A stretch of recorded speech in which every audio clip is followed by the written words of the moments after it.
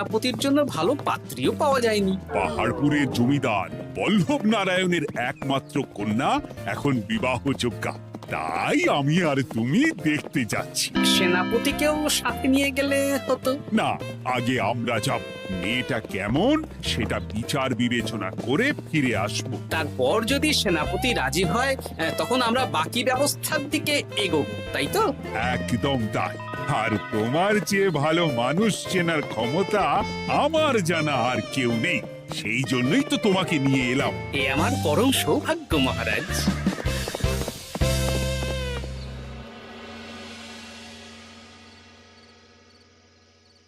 প্রণাম রানীমা।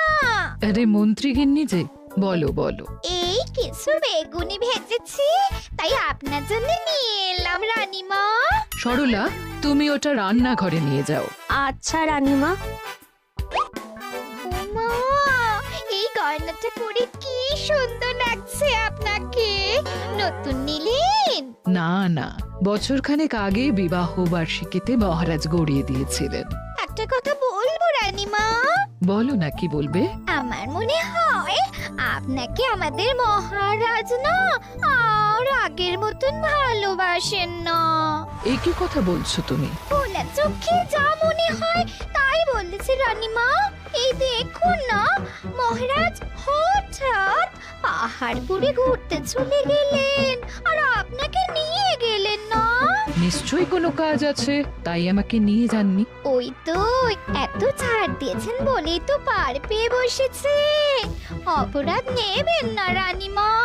মহারাজ সব ব্যাপারে শুধু গোপাল আর গোপাল, কিন্তু বাড়িতে যে আপনিও আছেন সেটা মহারাজ খেয়ালই করেন না। আসলে গোপালকে মহারাজ খুবই স্নেহ করেন তো। আপনি আগে না গোপাল আগে?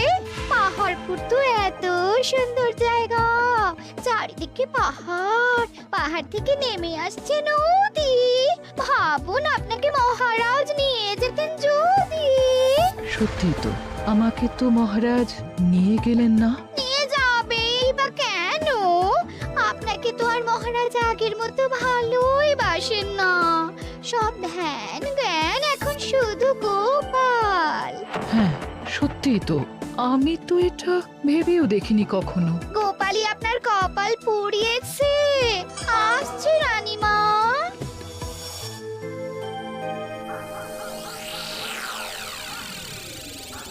কি গো গিন্নি, আমি যেমন যেমন বলেছি তুমি তেমন তেমন রানীমাকে বুঝিয়েছো তো? হ্যাঁ হ্যাঁ, আমি একেবারে এমন ভাবে কানে পুষ্পমন্ত ঢেলেছি, রানীমার কান মাথা সব সব ভরে গেছে। এবার শুধু মাঝে মাঝে ইন্ধন জুগিয়ে যেতে হবে, বুঝলে?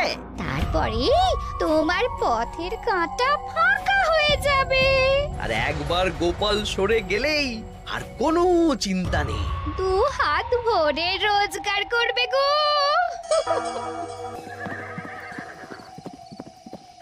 কি কেমন লাগছে যাত্রা? বেশ ভালোই মহারাজ।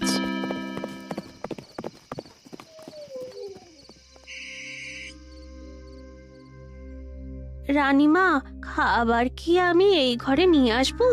না, আজ আমি কিচ্ছু খাবো না, কিচ্ছু না, খিদে নেই, যাও। এ কি রানীমা, আপনি তো সেই দুপুরের পর কিছুই খাননি। তোমাকে একবার কিছু বললে তুমি বুঝতে পারো না? বলেছি তো আমার খিদে নেই, আমাকে বিরক্ত করো না, যাও।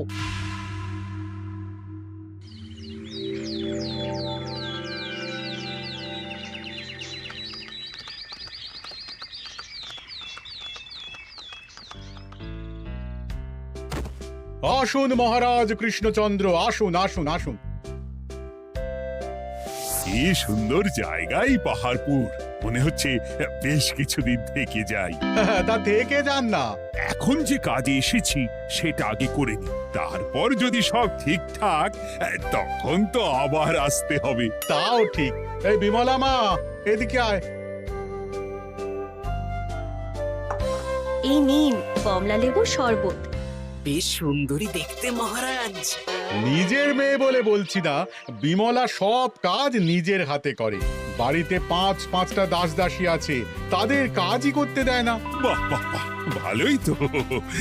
আপনার মেয়েকে তো বেশ লক্ষ্মীমন্ত দেখতে। ও অনেক ছোটবেলায় মাকে হারিয়েছে, কিন্তু নিজের ইচ্ছে পড়াশুনো রান্না বান্না সব শিখেছে। যেমন হাতের রান্না তেমনই মাথায় বুদ্ধি। রান্না তো খেলেই বুঝতে পারবো। হ্যাঁ, আজ দুপুরে সব রান্না তো নিজের হাতেই করছে। আমি ওকে কিছু প্রশ্ন করতে চাই। দাঁড়িয়ে আছো কেন মা? বসো। মহারাজ, আপনার অনুমতি নিয়ে আমি বিমলাকে কিছু প্রশ্ন করতে চাই। করো না। আচ্ছা বিমলা, তোমার বয়স কত? আসছে শ্রাবণে আমি 19 বছরে পড়ব। আচ্ছা, শ্রাবণ মাসে জন্ম, বর্ষাকালে। বেশ বেশ। আচ্ছা বলো তো, মেঘের ডাকে জল ছেড়ে ডাঙায় উঠে পড়ে, মানুষ তাকে হাতে পেলে নিয়ে যায় ঘরে, এটা কি? কই মাছ। বাহ বাহ। এবার বলো তো, এমন কোন জিনিস যেটা একান্তই তোমার কিন্তু অন্যেরা বেশি ব্যবহার করে? আমার নাম। বাহ বাহ বাহ বাহ বাহ, খুব সুন্দর খুব সুন্দর। আপনার মেয়ের মাথায় বুদ্ধি আছে। আর আচ্ছা আচ্ছা, আরেকটা প্রশ্ন করব। বলো তো, একটা অঙ্ক পরীক্ষায় তোমার বাবা 100-তে 90 পেয়েছে, তুমি 100-তে 100 পেয়েছো, আর আমি 100-তে 95 পেয়েছি। তাহলে কে বেশি বুদ্ধিমান? আপনি বেশি বুদ্ধিমান। এমা, এটা তুই কি বললি রে? তুই তো 100-তে 100 পেয়েছিস, তাহলে তুই বেশি বুদ্ধিমান হবি না? না না, আমি হলে তো বুদ্ধিমতী হব। দারুণ দারুণ। জমিদার মশাই, আপনার মেয়ে সত্যি বুদ্ধিমান, না মানে বুদ্ধিমতী। এবার দুপুরের ভুরি ভোজটা খেলেই বুঝতে পারবো হাতের জাদু।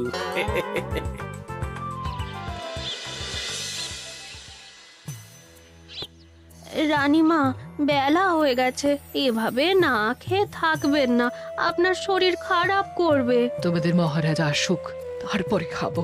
যতদূর জানি মহারাজা আগামীকাল সকালে ফিরবেন। বেশ, আমাকে একটু শরবত করে এনে দাও, আর কিছু খাবো না। আচ্ছা রানীমা।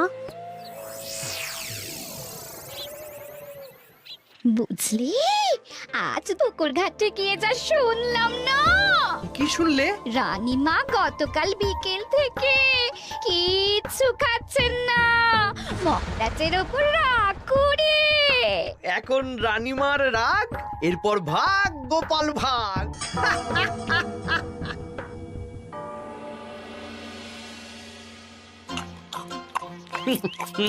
সত্যি বিমলা, তোমার হাতের রান্নার কোনো তুলনা নেই মা। আমাদের সেনাপতি তাহলে আর হাত পুড়িয়ে রান্না করবে না বলছো? সে যদি কর্তাগিন্নিতে রাগারাগি হয় তখন।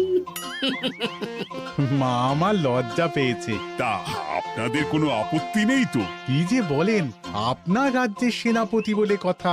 বলছি, বিমলাকে তো আমাদের সেনাপতি দেখলো না, তাহলে বিমলার একটা তৈলচিত্র আছে, আমি আপনাকে বরং সেটা দেব, আপনি ওনাকে গিয়ে দেখাবেন। সেই ভালো হবে, আমাদের খুব পছন্দ হয়েছে।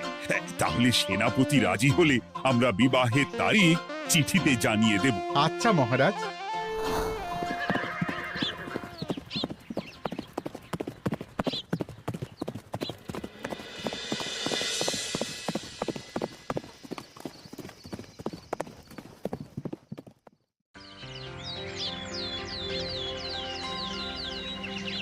মহারাজ, আমি তাহলে আসি। যাওয়ার পথে আমি সেনাপতির সাথে কথা বলে নেব। হ্যাঁ হ্যাঁ গোপাল, এসো। বেশ ভালোই কাটলো পাহাড়পুরে। হ্যাঁ মহারাজ, অনেক ধকল গেছে, যান গিয়ে বিশ্রাম নিন।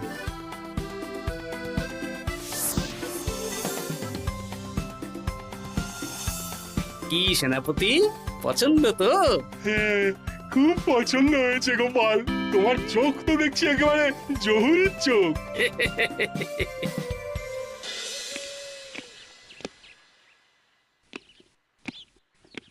চিরটা কাল আপনি ওই গোপাল গোপাল করে কাটিয়ে দিন। কি হলো? রানীমা গত পরশু থেকে কিচ্ছু খাননি, গতকাল একটু শরবত খেয়েছেন শুধু। কেন, কি হয়েছে? দেখুন মহারাজ, সহ্যের একটা সীমা আছে। আরে, আমার তো কিছুই মাথায় ঢুকছে না। মাথায় শুধু গোপাল থাকলে আমার কথা ঢুকবে কি করে মহারাজ? আপনি আমাকে আর আগের মতো ভালোবাসেন না মহারাজ। এসব কি বলছো রানী? ঠিকই বলছি। আপনি খেয়ালই করেননি যে আমি গলায় আপনার পছন্দের পান্নার হার পরেছি মহারাজ। আরে আমাকে বলার সুযোগ দেবে তো। দেখুন, আপনি পাহাড়পুরে ঘুরতে গেলেন, গোপালকে নিয়ে গেলেন। আমারও মনে হয় কোথাও ঘুরতে যাই মহারাজ। আরে গোপালকে নিয়ে যাওয়ার প্রয়োজন ছিল, তাই নিয়ে গেছি। গোপাল তো আপনার প্রিয়জন, তাই ওকেই আপনার প্রয়োজন। আমি তো কেউ না। দেখো, গোপাল আমার সব বিপদে আপদে পাশে থাকে, তাই ওকে ভরসা করি। সেটা তো তুমি খুব ভালো করে জানো। আজকের পরে হয় গোপাল থাকবে, না হলে আমি থাকবো। না না না, এ হতে পারে না। গোপালকে আমি সরাতে পারবো না, আর কাউকে সরানোর জন্য কোনো কারণ তো চাই। আর কারণ যদি আমি দিয়ে দিই? কি কারণ? আপনি গোপালকে বলবেন আমার সাথে আপনার ঝগড়া হয়েছে। বেশ, তাতে কি? আপনি গোপালকে বলবেন ও যেন আমাকে বলে আপনার কাছে ক্ষমা চাওয়ার জন্য, আর আমি ক্ষমা চাইবো না। ব্যাস, আপনি এই সামান্য কাজটা গোপালকে করতে না পারার জন্য ওকে তাড়িয়ে দেবেন। ওকে মাত্র 7 দিন সময় দেবেন। ব্যাস। ঠিক আছে, আমি এক্ষুনি গোপালকে ডেকে পাঠাচ্ছি। দেখো গোপাল, এখন যদি রানী আমার কাছে ক্ষমা না চায়, তাহলে কিন্তু আমি বাধ্য হব তোমাকে রাজসভা থেকে তাড়িয়ে দিতে। আচ্ছা মহারাজ, বুঝেছি। রানীমা আপনার কাছে ক্ষমা চাইবেন, কিন্তু তার জন্যে আপনাকে আমার কথা মতো কিছু কাজ করতে হবে মহারাজ। কি কাজ বলো? বুঝেছেন? হ্যাঁ। না গোপাল, আমি মহারাজের কাছে ক্ষমা চাইতে পারবো না।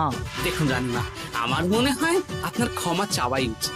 পুরুষ মানুষের মন বলে কথা, যদি বেশি দিন আপনি মহারাজের সাথে এরকম তিক্ত সম্পর্ক রাখেন, তাহলে কিন্তু মহারাজের মন অন্যদিকেও চলে যেতে পারে।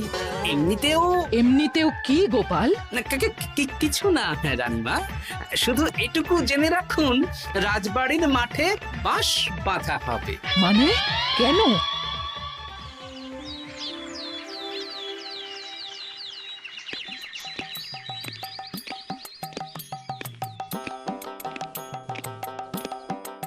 আসতে পারি মহারাজ?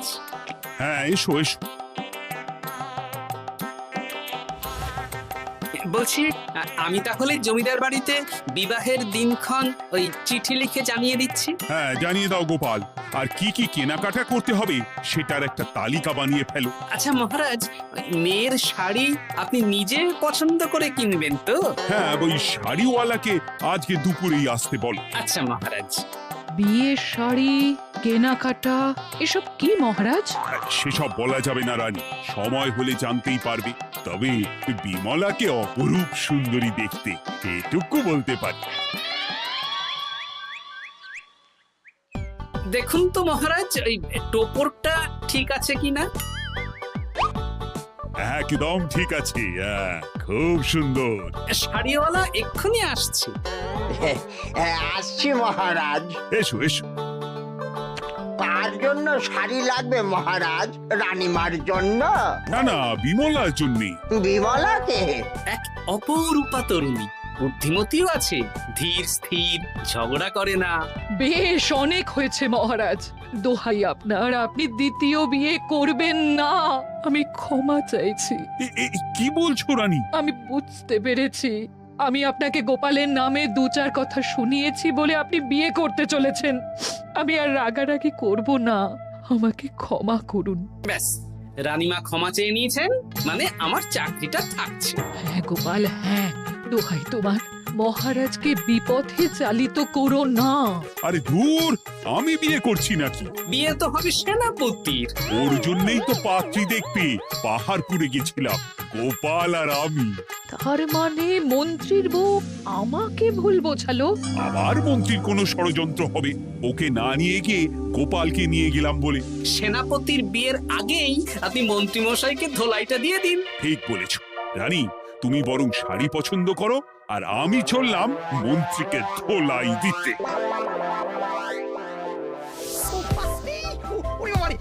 তুমি এত নীচ, তোমার গিন্নিকে দিয়ে রানীর কানে বিষ ঢালা? ভুল হয়ে গেছে, ক্ষমা করে দিন। এখন মন্ত্রীমশাই ভ্যাঁ করছেন, কদিন পরে সেনাপতির বিয়েতে প্যাঁ হবে ছাদনা তলায়।